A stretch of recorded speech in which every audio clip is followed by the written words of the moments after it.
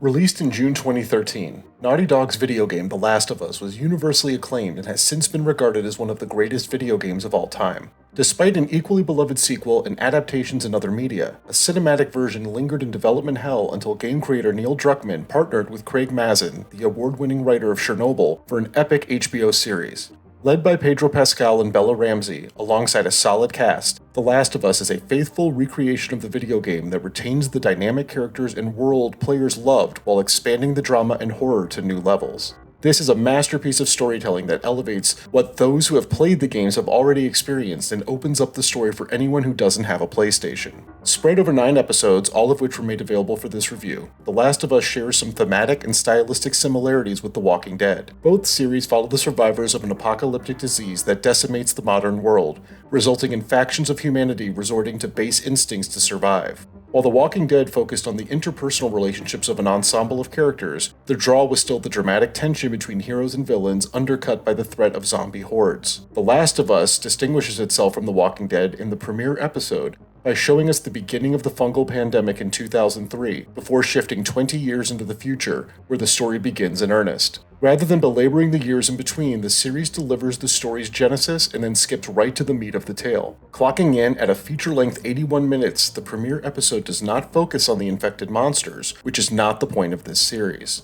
The Last of Us is truly about the people who live in a world full of monsters, both human and horrifying. But there's also hope. The Walking Dead aimed to focus on the same thing, but The Last of Us is far more intimate story despite the sweeping scale of the tale. The core of what made the game so good was the characters led by Joel and Ellie. Here, Pedro Pascal and Bella Ramsey elevate the already excellent work that Troy Baker and Ashley Johnson lent to the game. Pascal, who already had reached peak pop culture status with his stoic turn on The Mandalorian, here plays a similar character and guardian to a young child who has a higher purpose. Pascal conveys both a paternal warmth as well as a quiet intensity that balances with Bella Ramsey's smart-ass yet whip-smart Ellie. Ramsey, who wowed audiences with her turn in Game of Thrones as well as in 2022's Catherine Called Bertie, is perfect as Ellie and lends a different yet equally wonderful approach to her character as the original games did. While the core of the game's narrative is the same as the series, Druckmann and Mazin have added additional scenes and character developments to build out this story for a season's worth of tale. All of the key characters from the games are here, including Tess, played by Anna Torv, Tommy, played by Gabriel Luna, Marlene, once again played by Merle Dandridge, reprising her role from the game, Bill, played by Nick Offerman,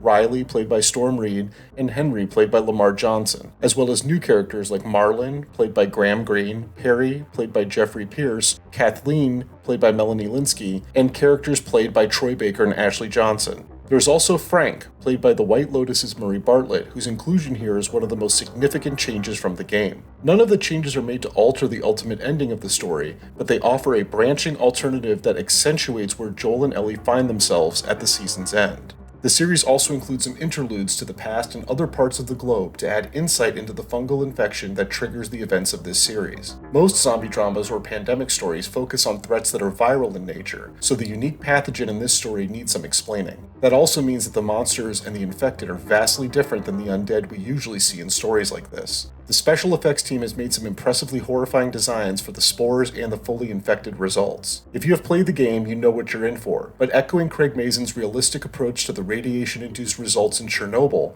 the horror shown in The Last of Us look tangible rather than CGI creations, lending this series an even scarier feel. Because of how realistic this story comes across, both in terms of characters as well as visuals, The Last of Us is much more disturbing than standard zombie movies. With game composer Gustavo Santaolalla returning to create an atmospheric score, The Last of Us is every bit the worthy successor to the game, as it is a powerful standalone experience. Because this series does not afford the ability to try again if you fail to beat an adversary, the stakes feel higher here, and the characters are more vulnerable than when you are controlling their actions. Neil Druckmann's video game took a horror story and turned it into a human drama with nuanced characters and stunning depth. Now he and Craig Mazin have expanded that into one of the best post-apocalyptic stories brought to any screen, big or small.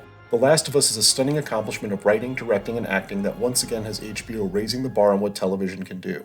This series defies genre categorization and is just an all-around great series. That's why I'm giving it a 9 out of 10.